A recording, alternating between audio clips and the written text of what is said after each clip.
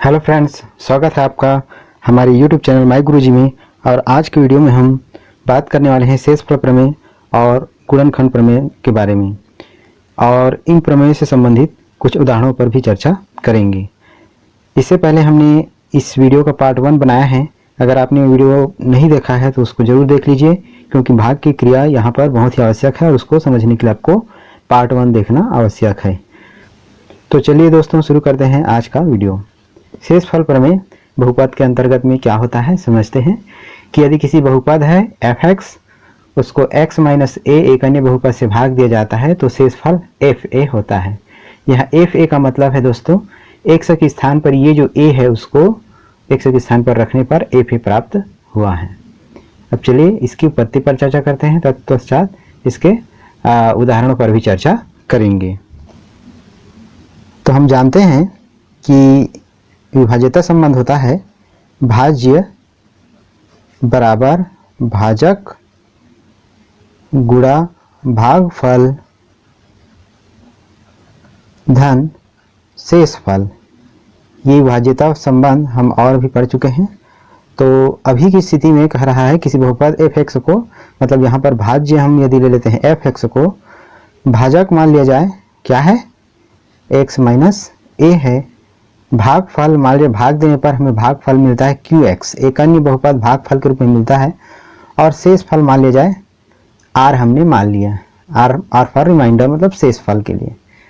अब इसमें x equal to a रखने पर, x इक्वल टू a रखने पर ये जो समीकरण है वो कैसे बदल जाएगा। देखिए, x के बदले हम a रख देते हैं, यहाँ पर a रखेंगे इक्वल a माइनस a, जहाँ जहाँ x है वहाँ a रख रहे हैं, into q a plus r, या f a equal to a minus a 0 into q a plus r, या f a equal to q into q a, मतलब ये हो जाएगा 0 से इसका गुणा होगा 0 हो जाएगा प्लस r, या एफ ए इक्वल r। और r यहाँ पर क्या था, हमने इसको माना था शेषफल। तो शेषफल क्या प्राप्त हुआ, एफ ए प्राप्त हुआ। तो इस प्रकार से ये जो संबंध है या प्रमेय है सिद्ध होता है कि यदि किसी बहुपद f(x) को x माइनस a से भाग दिया जाए तो शेषफल fa प्राप्त होता है। देख सकते हैं रिमाइंडर क्या प्राप्त हुआ, fa प्राप्त हुआ। तो अब इसे संबंधित कुछ उदाहरणों पर चर्चा करते हैं। इस उदाहरण पर चर्चा करते हैं। लिखा है कि भाज्य px equal to 3x⁴ minus x cube plus 30x minus 1 को निम्नलिखित से भाग देने पर शेषफल ज्ञात कीजिए। a लिखा है x प्लस 1 और दूसरा लिखा है 2x माइनस 1। तो हम a पर पहले चर्चा करते हैं। यहाँ पर भाज्य पहले लिख लेता हूँ मैं, भाज्य px equal 3x⁴ minus x cube plus 30x minus 1, और भाजक है, भाजक इसको मान लेते हैं gx इक्वल है x प्लस 1। ये अपने हिसाब से मान सकते हैं, gx ले लिया। अब हमने शेषफल प्रमेय में पढ़ा था कि यदि f(x) शेषफल प्रमेय से, शेषफल प्रमेय से कि यदि f(x) भाज्य को x माइनस a से भाग दिया जाता है, मान लीजिए भागफल qx है, तो शेषफल क्या हो जाता है, fa होता है। यहाँ a क्या चीज़ है, a जो भाज्य था उसमें देखिए x के बाद माइनस a लिखा, तो वही ये यहाँ पर लिखा है। तो शेषफल निकालने के लिए हमें सर्वप्रथम किससे भाग दिया जा रहा है उसे देखना है। यहाँ पर लिखा है जिससे भाग दिया जाना है वह x प्लस 1 है, जबकि हमने प्रमेय पढ़ा था x माइनस a। वहाँ पर क्या था, वहाँ पर जो भाजक था वो x माइनस a था भाजक। इस स्थिति में शेषफल प्रमेय भाजक x माइनस a था, तो क्या रखा गया था, शेषफल fa था। अब यदि x प्लस a टाइप का भाजक हो तो हमको शेषफल मिलेगा f माइनस a रखना पड़ेगा, क्योंकि देखिए हम gx जो भाजक है उसको लिख सकते हैं x प्लस 1 है, वो समझिए इस प्रकार से है x माइनस 1 है। तो x माइनस a के बदले क्या है यहाँ पर -1 है। यहाँ से हमको पता चलता है तुलना करने पर a इक्वल टू अभी फिलहाल -1 है। अब भाज्य दिया गया है, अब उसमें यदि x के स्थान पर a रखें, जैसे कि अभी x के स्थान पर a के बदले क्या है हमारे पास -1 है, उसको रखें तो शेषफल क्या होगा सीधा सीधा इसमें से ज्ञात कर सकते हैं। तो p x के स्थान पर रख देते हैं -1 इक्वल टू 3, जहाँ जहाँ x है वहाँ पर -1 रख देते हैं, -1 to the power 4 minus x cube है उसके बदले -1 का क्यूब प्लस 30 इंटू -1 और -1, ये क्वेश्चन में था, इक्वल अब एक ऋण 1 की घात 4 है, सम घात रहता है तो धन 1 होता है उसका मान, मैं उसको ऐसे लिखता हूँ 3 गुणा 1 समझिए, ऋण 1 की घात ऋणात्मक है तो ऋण में आएगा, यहाँ पर ऋण 1 आएगा, धन 30 और ऋण 1 का गुणा होगा तो ये हो जाएगा ऋण 30 और ऋण 1, तो बचेगा 3 एकम 3, ऋण का गुणा हो जाएगा धन 1 ऋण 30 ऋण 1, तो धन 1 ऋण 1 को यहाँ कैंसिल करते हैं। अब यहाँ 3 ऋण 30 मतलब ये हो जाता है ऋण 27, तो बिना भाग दिए ही हमें शेषफल का यहाँ पर पता चल जाता है। तो ये शेषफल प्रमेय की उपयोगिता है। अब हम इसी प्रश्न का दूसरे भाग की ओर चलते हैं। अब उस प्रश्न के दूसरे भाग में देखते हैं, भाज्य तो वही है px इक्वल टू जो दिया गया था gx, अब भाजक बदल गया है, ये है 2x माइनस 1 भाजक है और इस स्थिति में शेषफल क्या होगा ये हमको ज्ञात करना है। तो इसके लिए देखिए इसको हम इस प्रकार से भी लिख सकते हैं, इसमें से 2 बाहर ले लेते हैं उभयनिष्ठ, तो इसमें से 2 बाहर निकलेगा, यहाँ बचेगा x माइनस, अब इसमें तो 2 था नहीं तो यहाँ पर लिखना पड़ेगा हमको 1/2 x माइनस 1/2, इसमें उभयनिष्ठ इस प्रकार से लिया गया है ताकि इसका फिर से गुणा करें तो यह राशि फिर से हमको मिल जानी चाहिए।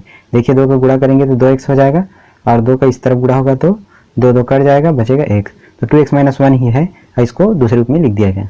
अब यहाँ पर देखें तो रिमाइंडर थ्योरम से यदि तुलना करें तो x माइनस a के स्थान पर क्या है अभी इस स्थिति में 1/2 है, तो इस स्थिति में अब शेषफल क्या होगा, x इक्वल टू क्या रख देने पर 1/2 लेने पर,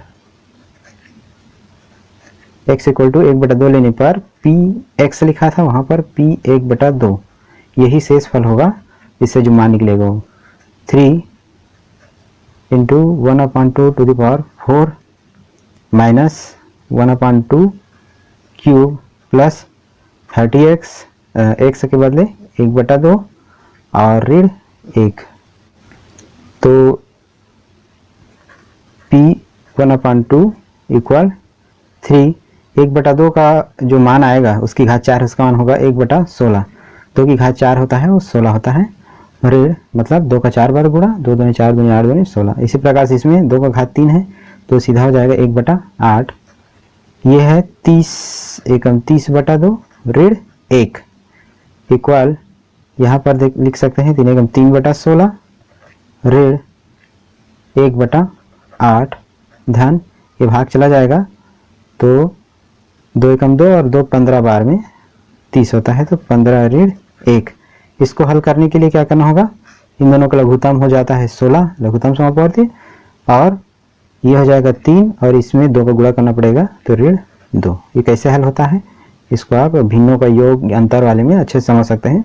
इन दोनों का लघुत्तम जो है उसको लिखा हमने, फिर इसको 16 को 16 भाग देते हैं, 1 का 3 से गुणा हुआ तो 3, इसके बाद में 16 को 8 से भाग देंगे तो आएगा 2, 8 दूनी 16 होता है, अब 2 का इसमें फिर गुणा हुआ तो 2 एकम 2, धन 15 में से 1 कम करेंगे तो हो जाता है 14, तो 3 में से 1 गया तो 3 में से 2 गया तो 1/16 धन 14, तो इसको आप चाहें तो ऐसे भी लिख सकते हैं 14 सही 1/16, ये हो जाएगा हमारा आंसर, ये शेषफल के रूप में प्राप्त होगा।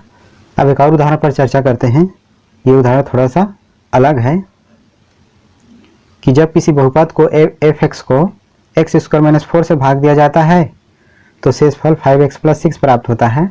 यदि इसी बहुपद को x - 2 से भाग दिया जाए तो शेषफल क्या होगा, तो यहाँ पर बहुपद सिर्फ f(x) कहा है, इसमें पूरा बहुपद को दिया नहीं गया है, जो भाजक है वो दिया गया है और शेषफल को दिया गया है। फिर उसके बाद में जो बहुपद है उसी को यदि x - 2 से भाग दे दिया जाए तब शेषफल क्या होगा, ये हमारा प्रश्न बनता है। तो हम जानते हैं कि भाज्य बराबर होता है भाजक गुणा भागफल धन शेषफल। ये तो हम सभी जानते हैं।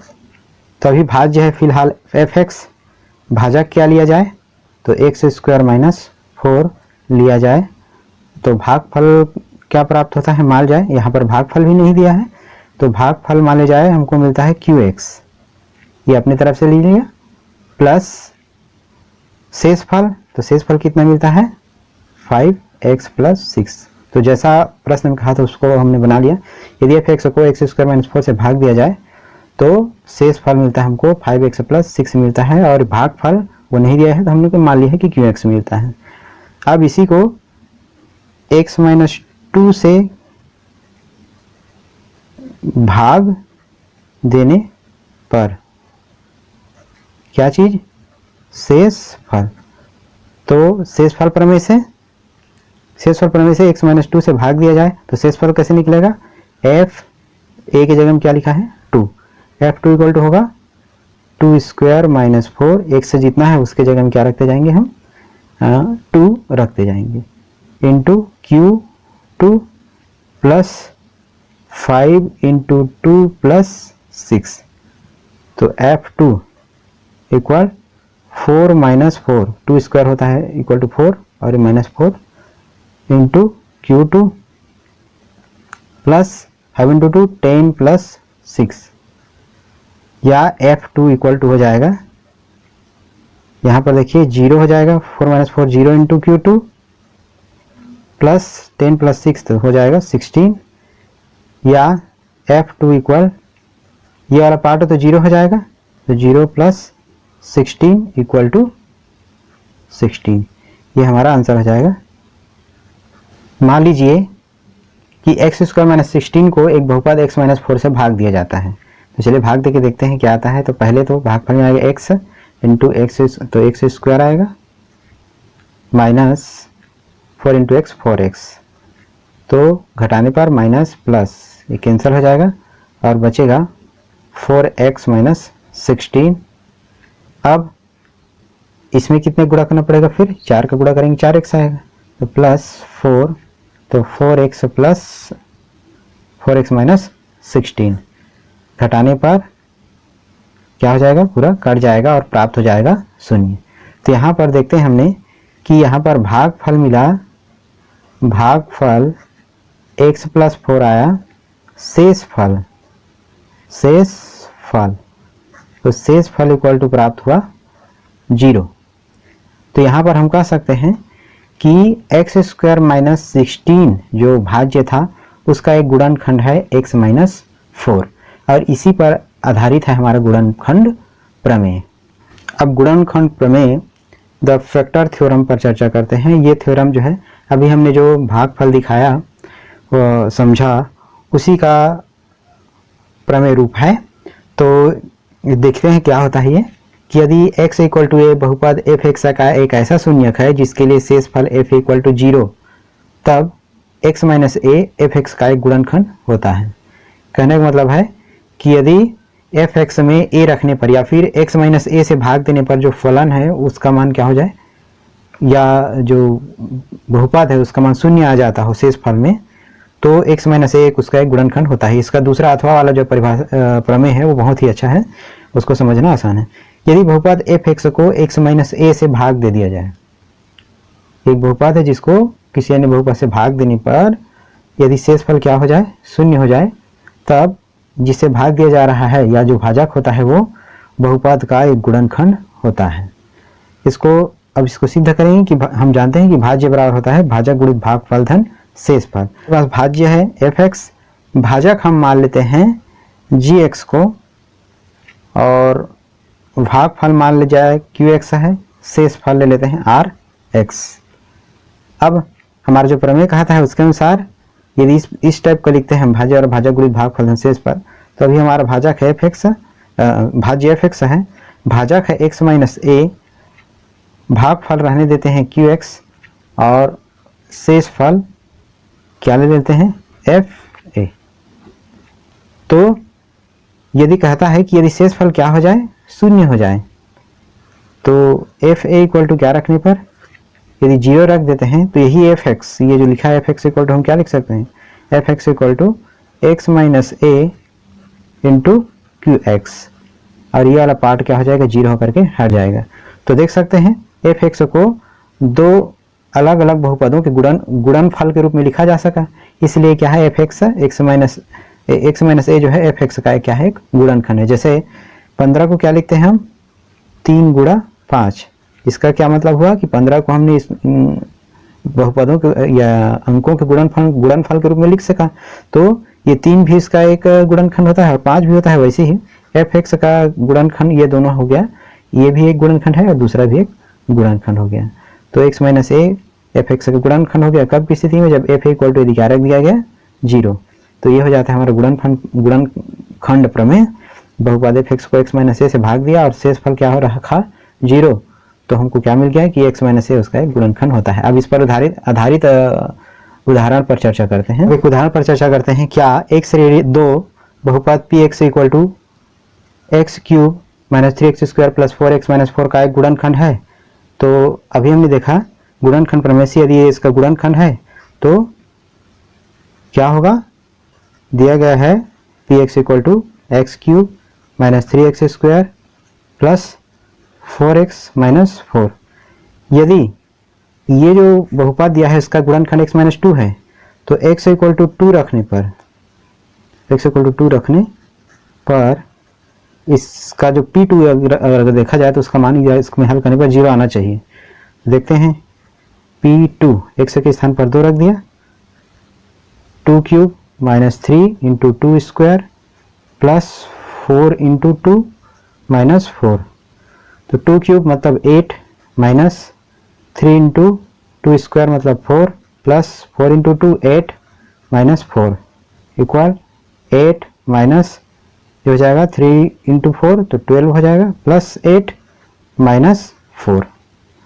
अब यहाँ पर हम देखते हैं 8 8 16 माइनस 12 माइनस 4 मतलब ये भी 16 माइनस, और ये दोनों ही माइनस है तो 12 और 8 4 16 होगा, 16 में 16 कम करेंगे तो 0। इसका मतलब क्या हुआ कि ये जो है एक गुणनखंड है इस दिए गए बहुपद का, क्योंकि इसमें शेष फल जो है क्या आ रहा है, 0 आ रहा है। तो ये क्या है, बिना भाग दिए एक गुणनखंड की पहचान कर सकते हैं कि यदि x minus 1 p x equal to x square plus x plus के का एक गुणनखंड है तब के का मान ज्ञात कीजिए। अब पहले से कह दिया है कि ये जो बहुपद का है यह एक गुणनखंड है। तो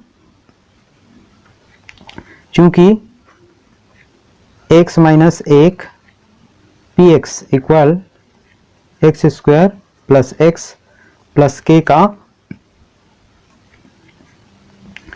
एक गुणनखंड है, इसलिए हम क्या रखें P1 P और यहाँ पर a के स्थान पर है 1, तो P1 रखने पर क्या होना चाहिए 0। अब इसमें x के जगह हम क्या रखेंगे 1 रखते हैं तो 1 का वर्ग हो जाएगा, धन x है तो 1 धन k बराबर 0। तो 1 का वर्ग होता है 1 धन k बराबर 0, तो 1 और 1 हो जाएगा 2 धन k बराबर 0। तो k बराबर पक्षांतर करने पर -2, ये हो जाएगा k का मान हो जाएगा। इस प्रकार से हमने अभी देखा गुणनखंड पर आधारित कुछ प्रश्न देखे। तो आज का वीडियो यहीं समाप्त करते हैं। वीडियो पर बने रहिए और हमारे आने वाले पार्ट 3 का इंतज़ार कीजिए। हम और भी बहुत सारे प्रश्नों पर चर्चा करेंगे। थैंक यू दोस्तों।